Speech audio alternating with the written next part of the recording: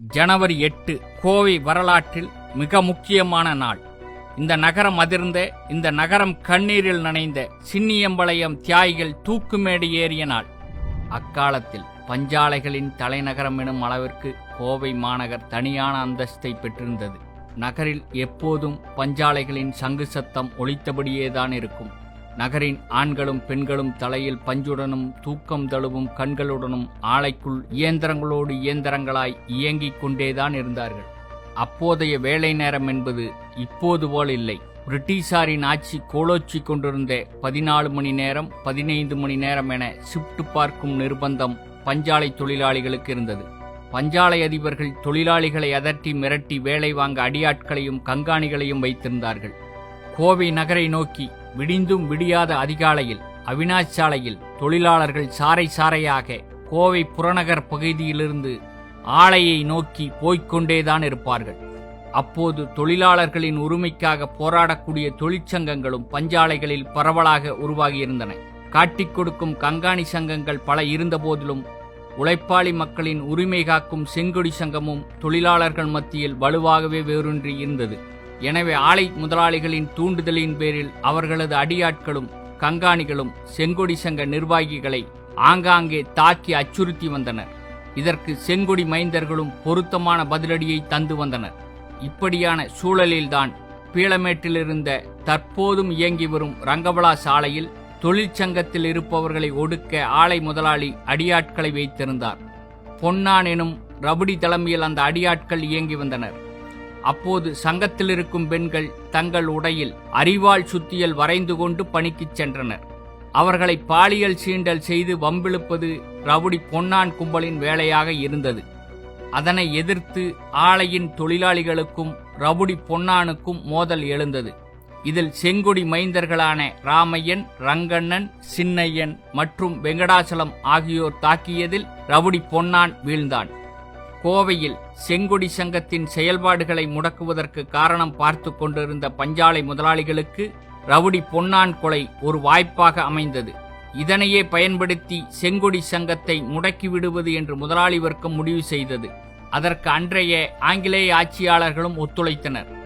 எனவே சின்னியம்பாளையத்தின் புதல்வர்கள் செங்கொடியின் மைந்தர்கள் நால்வரும் கைது செய்யப்பட்டு சிறையில் அடைக்கப்பட்டனர்.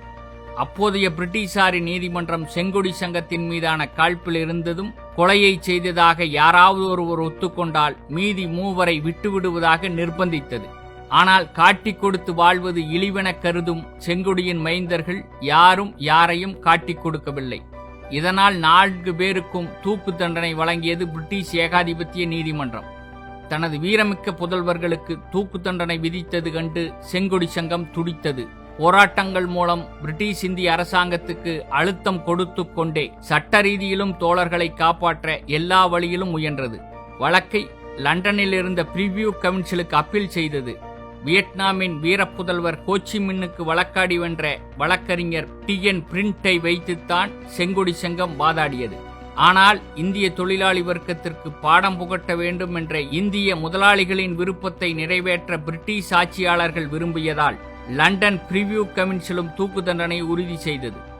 1946 ஜனவரி 8 சின்னியம்பாளையத்தின் மைந்தர்களை செங்கொடியின் வீரப்புதல்வர்களை தூக்கிலிடவும் தீர்ப்பளித்தது. கோவையின் தொழிலாளர்கள் 4 புதல்வர்களுக்காகவும் கண்ணீர் வடித்தனர். செங்கொடி இயக்கத்தின் தலைவர்களும் ஆற்றாமையில் தவித்தனர். தூக்கிலிடுவதற்கு முந்தைய நாள் 1946 ஜனவரி 7 அன்றைய கம்யூனிஸ்ட் தலைவர்கள் P. ராமமூர்த்தி, K. ரமணி மற்றும் M. பூபதி ஆகிய 3 கோவை மத்திய சிறைக்கு சென்று 4 வீரர்களையும் கண்டு பேசினர். அருகில் சென்று அவர்களை கண்டபோது தலைவர்களால் தங்கள் இதய வேதனையை கட்டுப்படுத்த முடியவில்லை. தனித்தனி அறைகளில் அடைக்கப்பட்டிருந்த அந்த 4 இதை கண்டு பதறிவிட்டனர். தலைவர்களை பார்த்து ராமையன் பேசினார். எங்களின் தலைவர்களான நீங்களே கண்ணீர் சிந்தி அழுதால் எங்கள் நிலை என்னவாகும்? உங்களை நம்பித்தான் நாங்கள் நாளை காலை தூக்கு மேடை ஏறப்போகிறோம். எங்கள் 4 பேர்களையும் அழித்து விடுவதால் செங்கொடியை, கம்யூனிச தத்துவத்தை அழித்துவிட முடியாது. எங்களை போன்ற ஆயிரக்கணக்கான தோழர்கள் முன்னணிக்கு வருவார்கள். அவர்களை ஊக்குவித்து அரசியலை போதித்து வளர்க்கும் பணியை தலைவர்களாகிய நீங்கள் செய்ய வேண்டும். நீங்கள் கண்ணீர் சிந்தாமல் அவ்வாக்குறுதியினை எங்களுக்கு தாருங்கள். செங்கொடியும் கம்யூனிச லட்சியமும் தான் உலகத்தில் வெற்றி பெறப் போகிறது.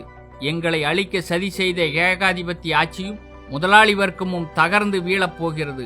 அதோ பாருங்கள், சீனத்தில் புரட்சி வெற்றி பெற்று செங்கொடி ஆட்சி பீடம் ஏறப்போகிறது. சோவியத் யூனியனில் தொழிலாளி வர்க்க ஆட்சி வெற்றி மேல் வெற்றி என்று உலக முதலாளித்துவத்துக்கு கடலடை கட்டி வருகிறது. சோவியத்தும் சீனமும் ஒன்று சேர்ந்தால் உலக ஏகாதிபத்தியங்கள் வீழ்த்தப்படும்.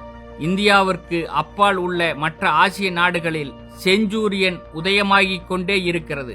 வெற்றி தொழிலாளி வர்க்கத்திற்கே என்று நாங்கள் மகிழ்ச்சியோடு தூக்குமேடை ஏறுகிறோம் என்று கூறிய ராமையன், கோவை தொழிலாளி வர்க்கத்தினரிடையே முதலாளி வர்க்கம் ஏற்படுத்தியுள்ள பிளவை போக்கி அதை ஒன்றுபடுத்த செய்ய வேண்டுமென்று கேட்டு தங்கள் 4 உடலையும் ஒரே சமாதியில் அடக்கம் செய்ய வேண்டும் என்று கேட்டுக்கொண்டார்.